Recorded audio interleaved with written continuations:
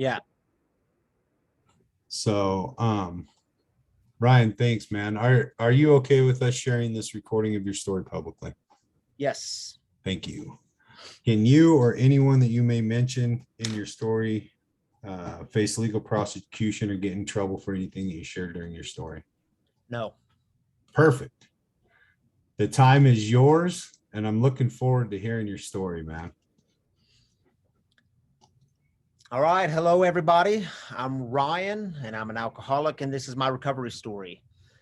And I'll start with saying this. I've been a pastor for 14 years, so been in ministry in the church, and it took me getting sober, took me walking through the 12 steps and doing recovery work for me in 12-step meetings to learn the things that are central to recovery, central to my recovery that I didn't pick up on in the church, and that is surrender, how to surrender my life, how to admit when things aren't going well, how to get honest. It taught me, the 12 steps teach me how to let go.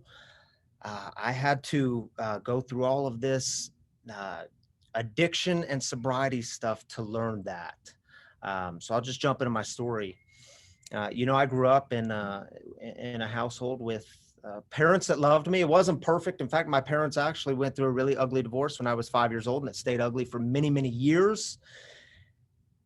Grew up, but in all of that, I still say it was a good household. It was a good home. I was raised in a Christian environment, raised in the church, was active in the church for most of my life. But the thing is, I always had this feeling that I can now identify as the feeling of shame. I always had this feeling that I didn't belong. In fact, it always felt like, as a kid, being, you all were in a class one day and I just missed it all. You all went to a class and I was sick that day and I missed out on just the key pieces of life. And so I always had this feeling of shame, like I didn't belong. And, in high school, I did not pick up the drink very often. I mean, it was only a few times where I drank in high school, but what I can remember was the first time I picked up a drink when I was 16 years old. I remember a feeling that came over me. In fact, there's the Joe and Charlie tapes talk about this. Joe and Charlie talk about the alcohol. When the booze goes through us, it brings this tingly feeling from the fingertips down to the toes, and then you actually swallow the stuff. And man, that's how I felt. I felt like this tingly feeling, and like this shame had disappeared. It felt like I belonged and fit in. And I drank alone from the very beginning of my drinking career. I always drank alone. It brought me to isolation and brought me to dark places. But I always thought, why would the church, why would my Christian community keep me from this? This is like magic. Why would they keep me from this? And also, I should tell you, when it comes to my story of being an alcoholic, I always thought, man, this isn't supposed to be me, because this was my brother. In high school, I took on the label of being the good kid. I was the one active in youth group. I was a church leader. My brother was the active alcoholic and drug addict. He was the one getting arrested. He was the one bringing shame into our good Christian family and bringing an embarrassment into us. And I remember so many days in high school, I would leave the lunchroom and I didn't want anyone to know where I was going. And I would sneak out and jump in my car and drive a mile down the street to go visit him in jail. And I hated him for it, but he was also my best friend. And so that was never supposed to be me. Later in high school, he got clean and sober, went to a rehab, stayed there, went on his own, stayed there on his own, got clean and sober. He gets out. Meanwhile, I go off to Bible school. I grew up in Missouri. I went up to Michigan, a place I'd never been. I entered Bible school because I wanted to be a pastor. I wanted to do for other people what that youth group did for me. It gave me a place of belonging, And I was there for 1 month in this new school. I left home, and mom called me and she said, Ryan, you need to come home. Your brother's been killed in a car accident. And he relapsed. And in that relapse, he was clean and sober for about 18 months. In that relapse, he got behind the wheel of a car. He was the drunk driver and was killed in that accident. And what I can tell y'all is this God that I had given my life to, this God that I thought surrendered to, this God that I was in my mind working for. God, why would you do this to us? God, I hate you. You can't be trusted. You are nothing in my life anymore. And the thing is, I had too much shame. I couldn't let anyone know this, but that was what I felt internally. But I was scared of the shame that would come towards me. I felt abandoned and I felt empty. And that was the time in my life where, man, I remember what can take this pain away. I know what can help me numb this stuff out. This pain is too deep. This feeling of abandonment's too much. And so that's when I really started picking up the bottle. My drinking career just escalated to where it was completely out of my control. I would numb out with it. I went from Bible school. I came home for a while. I was a wreck. But then I decided, you know what? I'm going to go and finish my biblical studies degree. It was the only framework I had after biblical studies. I went to seminary, and my plan was I was going to be a professor. I wasn't going to do any sort of ministry work because I wasn't sure how close I wanted to be to this God, if I even believed in this God, but I could be a professor and do the academic thing. And so I did that. And then I came out, and a long story short, I did campus ministry. Then I became a local pastor in a local church. And I say all that because what I can tell you now is, looking back, um, religion couldn't save me from all of this stuff. I tried when I came into ministry, and it was a long story how I got there from seminary, but because I wasn't going to go that route. But when I came in uh, as a pastor, I thought, if I can just pray more, if I can just, if I do the church thing more, now I've got a robe and a stole on for part of my ministry. If I could just do these things more, then God's going to save me from this stuff. And what I now know, looking back, is religion can't save you from this. Only God can do that. And that's the spiritual work that I had to do, that inner work. And man, I had so many nights where I would wake up and say, man, this isn't supposed to be me. How did I become a drunk pastor? You see, it's a sexy story if I could tell you that I got clean and sober, and then I became a pastor. But I became a pastor, and alcohol was still the master of my life. And I would ask God, why can't I beat this thing? I've tried so many times to put the bottle down. And in the big book of AA, there's all these methods that are listed. And I remember reading that for the first time, thinking, man, I tried all those methods. God, why won't you save me from this? And things got bad enough. I hated myself enough. I was filled with enough shame, and I thought God was against me. I called a friend and colleague of mine early in the morning one morning, and he sent me to another guy who was part of this program called Alcoholics Anonymous. And I knew nothing about AA. And I called this guy, and we met that night. And he brought another guy with him. And I started going to a couple of meetings, and I started meeting with this guy who was my sponsor. And I met with him for, I don't know, it was maybe a month. And after a month, man, I was feeling good. The hangovers were done. I used to be, I was in the obese category, man. I was weighing 251 pounds, and I started dropping some LBs. I was feeling good. Relationships in my life were just barely starting to get better. And so, I went to the meeting that day where I was supposed to meet with my sponsor, and I said, dude, I think I'm good. I think I'm good. And I remember thinking in my mind, dude, you must have it really bad, because you've been in this thing for 5 years, and I've got this thing beat in about a month. So I'm good, man. And I thanked him, and I was genuine. I thought, dude, you did a great thing in my life. Booze is out of my life. I'm good. And he just looked at me, and it was that kind of look that he gave me that it pissed me off. And I remember I looked at him and I said, what, you think I'm going to drink again? And he said, well, in my experience. And I was like, dude, damn your experience. You don't know me. Do you know who I am? I got a biblical studies degree, a master's of divinity degree. I'm a pastor. I have self-discipline. I can do this. And that lasted for, I don't know, maybe 6 or 8 weeks. And I was right back to where I started. I picked up the drink again. And that's when I knew, man, this stuff has me. This addiction thing has a grip on me that I cannot beat on my own. And so, I had to, it was actually January 7th of 2013.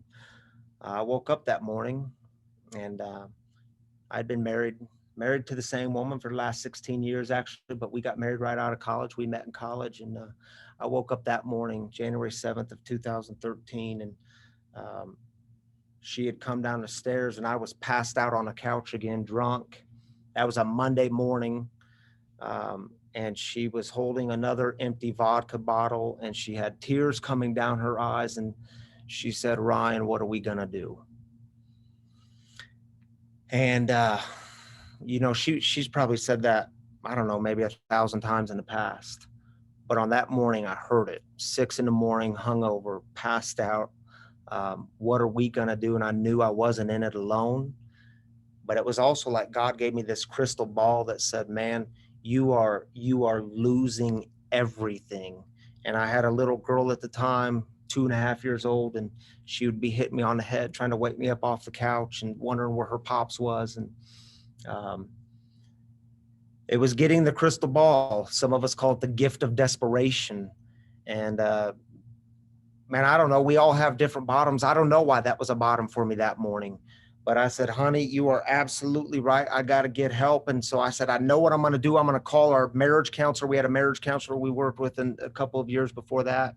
I said, "I'm going to call Sue, and I'm going to work my way out of this. But no one can know about it. I'll just work with a counselor."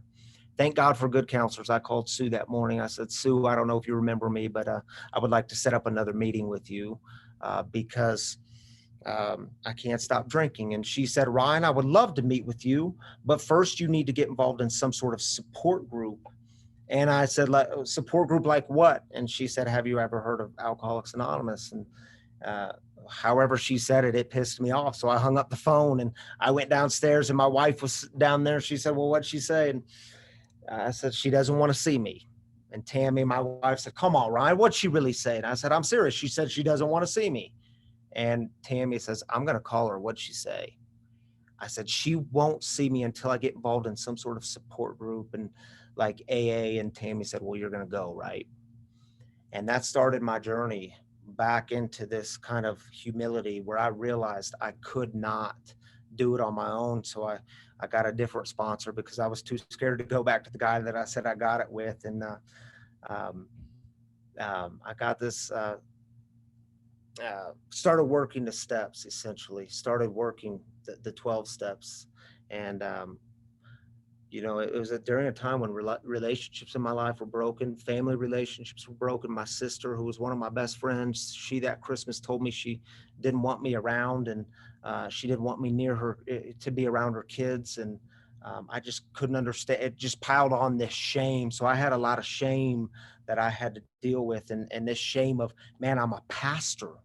I like, I'm supposed to teach people how to have life, and my life is falling apart. And, one of the most poignant moments in my sobriety was when my sponsor looked at me across the kitchen table, and he said, "Ryan, this is going to be hard for you to understand. It's going to be hard for you to hear, but you are spiritually disconnected." And my impulse wanted to say, "Dude, do you know who I am? What do you mean I'm spiritually disconnected? I mean, biblical studies degree, master's of divinity degree. I'm a pastor. How can I be spiritually disconnected?" And it took me a process, but I got there to where I had to admit I am spiritually disconnected in 1,000 different ways. If I was so spiritually disconnected, then how come my life isn't? If I'm so spiritually connected, then Ryan, why do you hate yourself?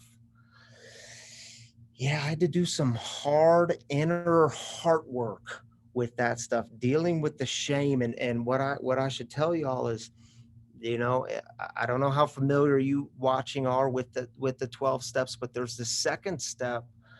We can focus a lot on the first step, and then 4 step and 9 step, but this second step says that I came to believe that a power greater than myself could restore me to sanity. And that was really scary for me because I could get up and stand in front of people and talk about how good God is and God's grace is for you and God loves you unconditionally. And I actually believed it. I believed it. The problem was I didn't believe it was true for me. I believed it was true for everyone else, but it wasn't for me. And so I remember step two, and it's still a big thing in my life. I have to still come back to that on the daily, that if I'm going to surrender my life to this God, if I'm going to turn my life, my will over to this God, I have to believe that this God is good.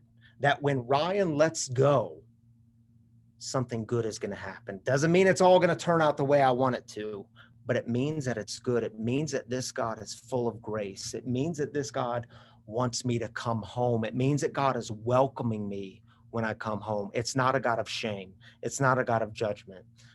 So oftentimes I thought, well, God's going to let me have it. God's going to punish me. That's what I deserve. And every single time when I surrender and let go, God's like, yeah, welcome home. Yeah, that's what I want, the good life for you. Welcome home.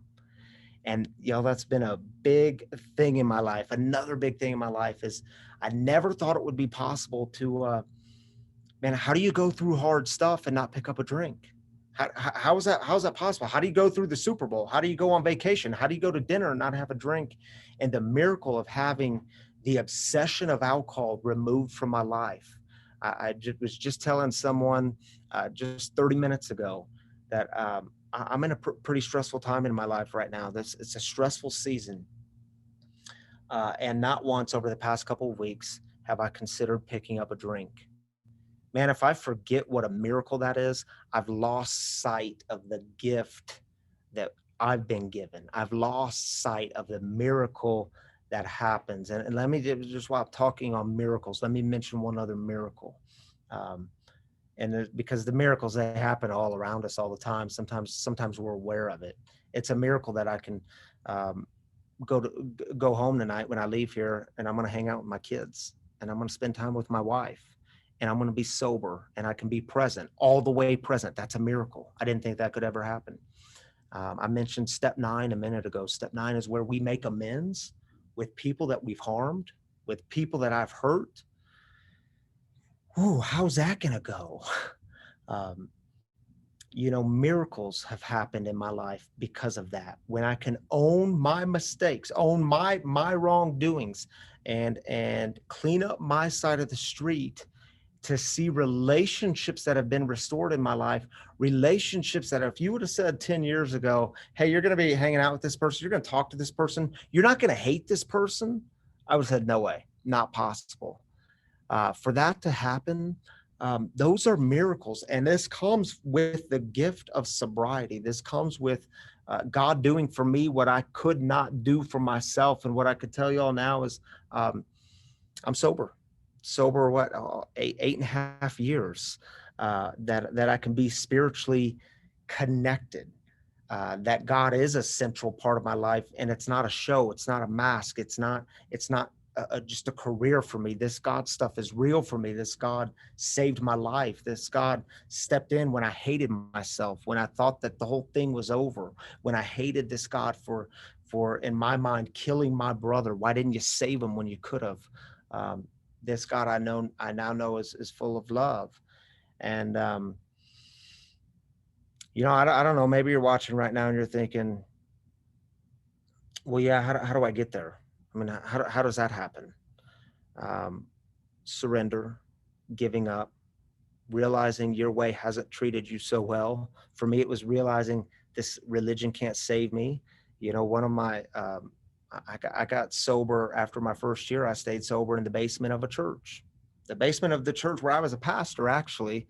And Richard Rohr, he wrote a great book. It's called Breathing Underwater. And he's got this great line in that book where he says, when the church loses its own gospel, the Holy Spirit sneaks in through the ductwork of the basements.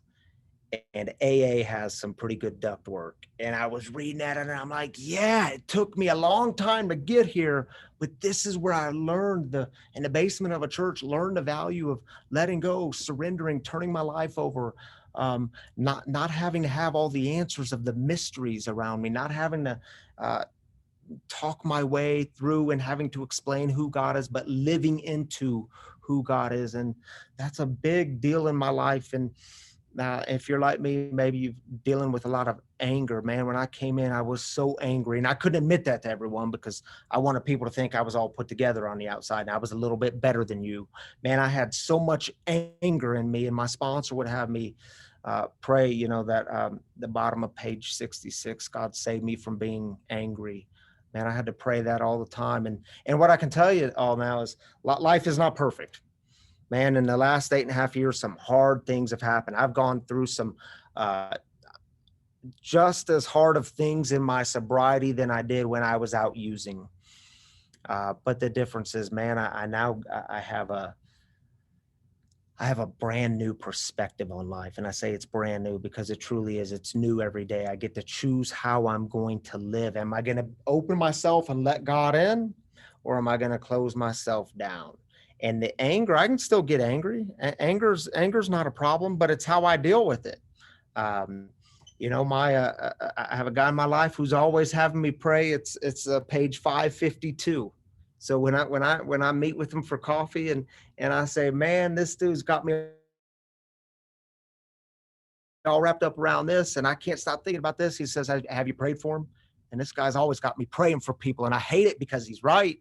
And 552, if you haven't read page 552 in a big book, there's a beautiful prayer there that talks about when I pray for at least 14 days for that person to have all the things I think I deserve, all the things I want: peace, prosperity, serenity. It says that I will be free. And it's a mystery, right? You mean if I pray for this person that I don't like, you mean it's going to have a way of setting me free? That's a big deal. It works. I don't know how. It's a mystery. I'll close with this. So I'm still a pastor. I now pastor. My wife and I started a church, a spiritual community. It's called Free.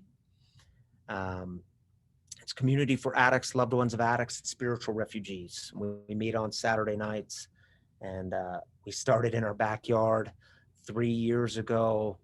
This movement has grown. We moved into a new space. We've outgrown this space. We're looking for other space. And it's a place where our tagline is, we don't do shame, because I know the power of shame. Shame is the greatest barrier between you and God. Shame is the greatest barrier between you and the people in your life that you want to love and love well, and the people that love you and love you well. It's the barrier that keeps us hating ourselves. And so we said, we don't do shame. Your story is welcome here. All of you, your whole story, entire story is welcome here. And we do the journey together. And man, it brings me great amount of joy to be with my people and to do this spiritual community together. So if that's something you're interested in and you're in the Denver area, at least, we would love to welcome you in. We have our service on Saturday nights, 7 p.m. We also have 12-step meetings here, various 12-step meetings here every day throughout the week. We do different events, book studies, fundraisers, all kinds of things for the community. And man, it's a pretty cool place. freespiritualcommunity.com is our website. If you want to connect with us there, you can also connect with me on social media, Facebook, Instagram. We're also Free Spiritual Community on both of those, Facebook and Instagram. And I'd love to connect with you if you want to know more, if you just want to connect and talk spirituality, recovery, or whatever else.